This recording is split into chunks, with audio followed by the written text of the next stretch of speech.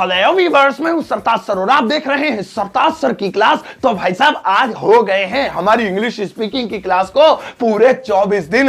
अब कल यानी 23वें दिन मैंने आपको आर्टिकल्स में से ए और एन कराया था और उसका बचा हुआ हिस्सा जो दा है वो आज मैं आपको सिखाऊंगा। और देखो मैं क्लास लेने जैसे डेली आता हूं टाइम पर, बिल्कुल आज भी आ गया हूं, लेकिन तुम कम दिखाई दे रहे हो आज। अरे मोहित कहां गया? अरे वो रहा मोहित चने के झाड़ पे टंगा हुआ है। बेटा वहीं से क्लास ले, तुम्हें सही नजर आता हूं तुझे वहां से। तो आज इस वीडियो में मैं आपको दा का पूरा यूज सिखाऊंगा और दा को लेकर आपकी सारी कंफ्यूजन आज दूर हो जाएगी। अब आने वाले दिनों में, अब ये तो ग्रामर क्लास जल्दी खत्म होने वाली है, 30-35 दिनों में हम इसे खत्म कर देंगे। बचे हुए दिनों में 60 दिनों तक जो क्लास हमारी स्पीकिंग की है उसमें हम करेंगे स्पीकिंग की प्रैक्टिस, बात कैसे करते हैं, बोलते कैसे, ये सारी चीजें आपको आने वाले दिनों में मिलेंगी। अब आज दा का पूरा इस्तेमाल सीखने के लिए इस वीडियो को अंत तक जरूर देखिएगा। आगे बढ़ने से पहले चैनल को सब्सक्राइब कर दीजिए, सब्सक्रिप्शन बटन के बराबर में एक बेल आइकन होगा उसको दबा दीजिए ताकि रोजाना वाली वीडियोस के नोटिफिकेशंस आपको बिल्कुल टाइम पर मिल जाए।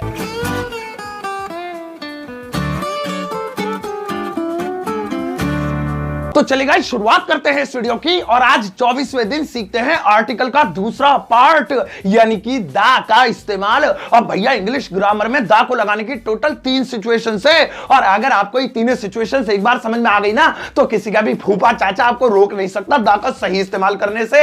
अब एक एक करके मैं आपको दा की तीनों सिचुएशन समझाता हूं। दा की पहली सिचुएशन है परमानेंट यूज, यानी इस सिचुएशन में दा लगाना ही लगाना, चाहे कुछ भी हो जाए, आंधी आ जाए, तूफान आ जाए, डोनाल्ड ट्रंप कहे कि मैं अमेरिका छोड़ के और लाल किले के सामने छोले कुलचे बेचूंगा, तब भी आपको दा नहीं हटाना है, दा लगाना ही लगाना है। अब वो परमानेंट सिचुएशंस कौन सी है सुनो। नदियों के नाम यानी रिवर नेम अगर आए, दुनिया की कोई सी भी रिवर है, हमारे इंडिया की यमुना है, गंगा है, ब्रह्मपुत्र है, जैसे वो लंदन की कौन सी है वो थेम्स, और चाहे किसी भी देश की नदी हो, रिवर हो, उसके नाम से पहले दा लगाना जरूरी है वरना गलत माना जाएगा।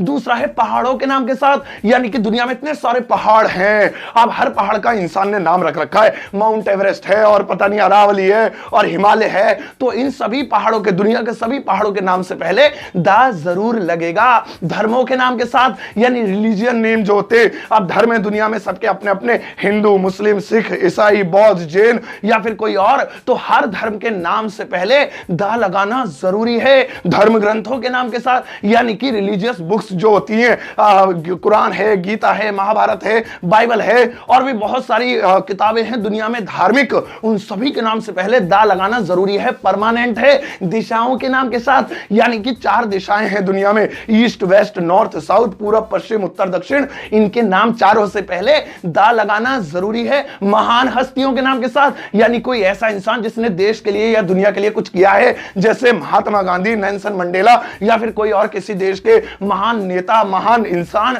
हमारे देश के या किसी भी देश के, इनके नाम से पहले दा लगाना जरूरी है। और बाकी चीजें आप लिस्ट में देख ही रहे होंगे। तो ये है दा का परमानेंट यूज, यानी इन्हें तो आपको रट लो उंगलियों पे, जैसे आपने सोना मोना के नाम रट रखे ना, काजल, आरती और शुभांगी और ये शिवानी, जो भी तुम्हारे दिमाग में चल रहे हैं भैया ऐसे ये रट लो, दिनों के नाम के साथ, महीनों, सॉरी दिन नहीं है, पहाड़ों के नाम के साथ, नदियों के नाम के साथ, धर्मों के नाम के साथ, धर्म ग्रंथों के नाम के साथ, दिशाओं के नाम के साथ और महान व्यक्तियों के नाम के साथ और जो भी है, तो इनसे पहले दा जरूर लगेगा। एक एग्जांपल देता हूं, जैसे मान लीजिए मुझे कहना है मैं यमुना नदी के पास रहता हूं, अब इसे इंग्लिश में कहेंगे I live near Yamuna river, तो ये गलत है क्योंकि यमुना रिवर एक नदी का नाम है, आपको इसमें दा लगाना पड़ेगा, I live near the Yamuna river. ऐसे ही मैंने हिमालय पर्वत देखा तो दा हिमालय होगा, खाली हिमालय मत लिख देना। तो आपने देख लिया ये है दा का परमानेंट यूज। अब आज रात को बैठ के इसका मानना रटता, अब मैं आपको सिखाता हूं दा का दूसरा यूज।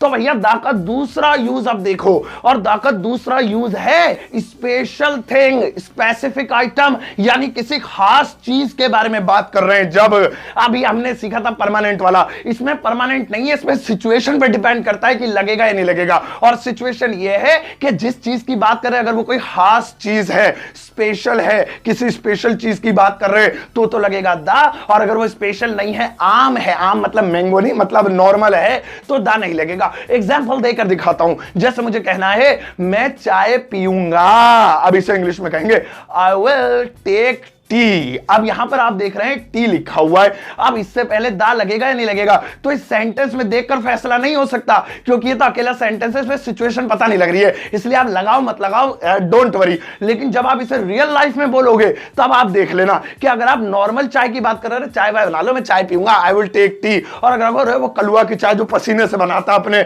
नमकीन चाय हो जाती है, मैं वो चाय पीऊंगा। अब स्पेशल चाय की बात हो रही है, किसी खास चाय की बात हो रही है, तो यहां पर बोलेंगे I will take the tea. चाय पीने को टेक बोलते हैं, पता नहीं अंग्रेज ऐसे क्यों उल्टे पैदा हुए थे। तो I will take the tea, समझ में आ गया? अच्छा, जैसे मुझे कहना है वह फिल्म देख रहा था, तो इसे इंग्लिश में कहेंगे ही वाज, क्योंकि रहा था तेरे टेंस करा दिया तुम्हें, ऐसे मुझे मत देखो। He was watching movie. अब मूवी से पहले दा लगेगा या नहीं लगेगा? तो अब इस सेंटेंस में फैसला नहीं हो सकता, क्योंकि सेंटेंस में सिचुएशन ही नहीं है। बट जब आप इसे रियल लाइफ में बोलोगे, तो अगर वो कोई खास मूवी देख रहा था, अरे भैया वो फिल्म है ना सनी की, वो तो फिल्म देख रहा था, he was watching the movie. अब दा लगाया क्योंकि किसी खास फिल्म की बात हो रही है। सनी की फिल्म मतलब लीला, बहुत अच्छी फिल्म है, सिनेमा हॉलों पे चली थी, खामखाई तुम्हारा दिमाग खराब रहता है। अब मान लो हम फिल्म के बारे में ज्यादा बात नहीं कर रहे, हम तो कह रहे हैं वो कहां था, अरे वो फिल्म देख रहा था। तो फिल्म कौन सी देख रहा था ये छोड़ो, हम तो ये बता रहे वो फिल्म देख रहा था। तो इसमें खास तौर पर फिल्म की बात नहीं हो रही है, उसकी बात हो रही है, तो यहां फिल्म से पहले दा नहीं लगेगा। He was watching a movie. Clear हो गई बात? ज्यादा बोल गया मैं। चलो, ये तो हो गई दा की दूसरी सिचुएशन। अब दा की तीसरी सिचुएशन पे नजर मारो, और दा की तीसरी सिचुएशन है A N first the next. बड़ा खतरनाक फॉर्मूला है भाई साहब, जहरीला है। इसे एक बार दिमाग में बिठा लोगे ना तो कोई भी, तो ये मेरी फॉर्मूले बनाए हुए होता है। I am a scientist of English grammar and BA pass, जो भी है। तो मतलब ये क्या है कि सबसे पहले, अगर इसको समझा देता हूं, मैं समझा नहीं पा रहा हूं, अब समझाता हूं। सुनो, A and first the next का मतलब यह है, किसी भी सेंटेंस में अगर किसी चीज की बात हो रही है, तो पहली बार अगर उसका नाम आए तो उससे पहले ए या एन में से कोई एक लगाना है। अब उसमें से कौन सा लगेगा वो मैं आपको कल की क्लास में बता चुका हूं। कॉन्सोनेंट से पहले ए, वोवेल से पहले एन, और उसी चीज का नाम अगर दोबारा आए, अब दोबारा चाहे कितनी भी बार आए, 2 बार 3 बार 10 बार 1 करोड़ बार, उतनी बार दा लगेगा। ए एन फर्स्ट पहली बार नाम आए तो ए एन लगाना, दा नहीं लगेगा। और उसी चीज का नाम अगर दोबारा रिपीट हो तो दा लगेगा। लेकिन यह फॉर्मूला कब काम आएगा? जब किसी चीज का नाम एक सेंटेंस में एक से ज्यादा बार आ रहा है। अगर एक ही बार आ रहा है तो फिर 2 नंबर वाला फॉर्मूला लगेगा कि खास है तो दा लगेगा, खास नहीं है तो दा नहीं लगेगा। और अगर चीज का नाम एक से ज्यादा बार आ रहा है, 2 3 4 5, तो पहली बार में दा फिर लगेगा ही नहीं, खास हो या ना हो। पहली बार में ए एन और उसके बाद दा। सच में दिमाग खराब हो जाता है, तुम्हें कई कई बार देखना पड़ेगा तब तुम्हें क्लियर होगा। मैं एग्जांपल देकर बताता हूं। जैसे मुझे कहना है मेरे पास मोबाइल है, मोबाइल खराब है। अब यहां पे मैंने मोबाइल का नाम 2 बार लिया, लेकिन एक्चुअली में मोबाइल तो एक ही है, जो मोबाइल मेरे पास है वो खराब है। तो इसे इंग्लिश में कहेंगे I have mobile, mobile is not working. Not working की जगह आउट ऑफ क्या बोलते हैं, खराब को बोलते हैं, ऐसे कुछ आउट ऑफ ऑर्डर बोलते हैं, सॉरी, वो भी लिख सकते हैं, या डैमेज भी लिख सकते हैं। मैंने आसान सा लिख दिया, I have mobile, mobile is not working. अब इसमें मोबाइल का नाम 2 बार आया, तो जब भी किसी चीज का नाम 2 या 2 से अधिक बार आए तो ये तीसरा वाला फॉर्मूला अप्लाई होता है कि ए एन फर्स्ट, पहली बार में ए या एन लगाओ तो आई हैव अ मोबाइल। यहां पे अ इसलिए लगा, एन नहीं, क्योंकि एम से शुरू हो रही है, कॉन्सोनेंट से आवाज आ रही है मोबाइल की। और मोबाइल इज नॉट वर्किंग, इसका नाम दोबारा आया, the mobile is not working. अब हमारा सेंटेंस प्रॉपर तरीके से तैयार हुआ। तो ऐसी, जैसे मुझे कहना है मैंने कल फिल्म देखी, फिल्म अच्छी नहीं थी भैया, बकवास फिल्म थी, मैंने कल फिल्म देखी, फिल्म अच्छी नहीं थी। I watched movie yesterday, movie was not good, लेकिन इसमें मूवी का नाम 2 बार आ रहा है, तो I watched a movie yesterday, पहली बार में फर्स्ट में ए और एन लगाना है, और the movie was not good, अब दूसरी बार में द लगाना है। क्लियर हो गई बात? अब धीरे धीरे बोलते बोलते तुम्हें भी क्लियर हो जाएगी बात। ये दा का प्रॉपर यूज होता है, ज्यादा टेंशन फेंशन मत लिया करो। अब एक बार इसे फिर से वीडियो को देख लेना, आपको क्लियर बात हो जाएगी। एक बार फिर से समराइज कर देता हूं। पहला यूज है परमानेंट यूज। परमानेंट यूज में नदियों के नाम के साथ, पहाड़ों के नाम के साथ, देशों के नाम के साथ, धर्मों के नाम के साथ, धर्म ग्रंथों के नाम के साथ, दिशाओं के नाम के साथ, इनसे पहले दा लगाना जरूरी है। दूसरी सिचुएशन है स्पेशल थिंग के साथ, यानी ये पहाड़, नदी और जो धर्म ना हो, या कोई मान लो चाय की बात हो रही है, कप की बात हो रही है, तो उनसे पहले भी दा लग सकता है, लेकिन वो सिचुएशन पे डिपेंड करता है कि किसी खास चीज की अगर बात हो रही है तो दा लगेगा, नहीं तो नहीं लगेगा। और तीसरी सिचुएशन है किस चीज का नाम एक से ज्यादा बार आ रहा है सेंटेंस में या वाक्य में, या आई मीन स्टोरी में, पैराग्राफ में, तो पहली बार में ए या एन, लेकिन उसके बाद चाहे 10 बार उसी चीज का नाम रिपीट हो, उतनी बार दा लगेगा। अरे मैडम होमवर्क लगाओ इनके लिए। अरे अरे अरे सॉरी यार, बीच में टपकना पड़ा, थोड़ी देर में होमवर्क मिल जाएगा। बस एक चीज जरूरी सी बतानी थी, इसलिए बीच में टपकना पड़ा। और वो चीज ये है कि मैं इतनी देर से दा दा दा बोले जा रहा हूं, तुम भी इसे दा ही बोलते हो। पहले ये तो समझ लो कि इसे वाकई में दा ही बोलते हैं या कुछ और बोलते हैं, तो कान खोल के सुनो। अगर आप द को किसी कॉन्सोनेंट से पहले लिख रहे हैं, कॉन्सोनेंट मतलब B C D F G H J K L M N P Q R S T V W X Y Z, तो उससे पहले इसको पढ़ते हैं दो, ना कि दा। दो बिना मात्रा के साथ। जैसे दो कार, कार की शुरुआत सी से यानी कॉन्सोनेंट से हो रही है। दो मोबाइल, दो पेन, दो यूट्यूब, दो वीडियो। और अगर आप दा को लगाते हैं किसी वोवल से पहले, वोवल जैसे कि ए ई आई ओ यू, कल इसकी चार्ट आपको दिखाई थी ना, फिर से लिख के रखनी पड़ रही है तुम्हें बार बार समझाने के लिए। इससे पहले अगर दा लिख रहे हो तो पढ़ा जाएगा दी। अरे मिट्टी खराब हो गई, यानी दा तो बोलते ही नहीं है। कॉन्सोनेंट से पहले दो और वोवल से पहले दी। जैसे दी एंड ई से वोवल से शुरुआत हो रही है, या फिर the apple, the elephant, the orange, the umbrella, तो इनसे पहले बोलेंगे दी। तो दा भूल जाओ, या तो दो या फिर दी। मैं जा रहा हूं, बाय। होमवर्क लगाओ इनके लिए।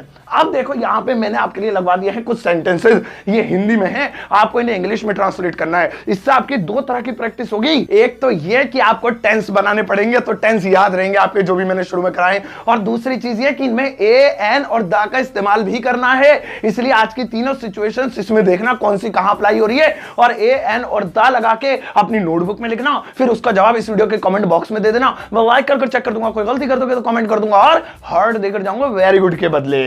तो भैया ये थी आज की वीडियो 24वें दिन की, और आज हमने दा का पूरा इस्तेमाल और ए और एन का सीख लिया है। आर्टिकल हो गए कंप्लीट। आने वाले दिनों में जल्दी ही हम स्पीकिंग शुरू करेंगे, क्योंकि ऑलमोस्ट इतनी ग्रामर हमारी हो गई है कि जिससे हम नॉर्मल बातचीत अब कर सकते हैं। अब आप कुछ नहीं करना, 60 दिनों तक ऐसे ही चिपके रहो फेविकॉल के साथ। और इस वीडियो को कितनी बार कहलवाओगे कि सबके साथ शेयर करना और एक प्यारा सा लाइक देकर जाना।